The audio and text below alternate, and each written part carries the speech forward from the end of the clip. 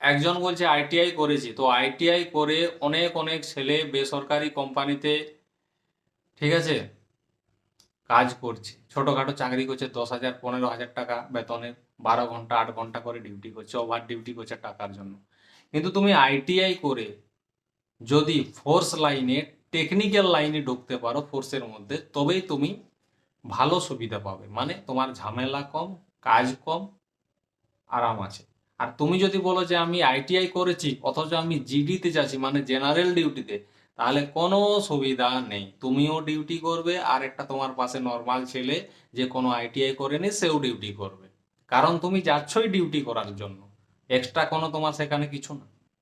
আর ওই সার্টিফিকেটটা কোনো প্রয়োজনই না, কারণ ওখানে লেখাই আছে নর্মাল মাধ্যমিক পাস, ঠিক আছে।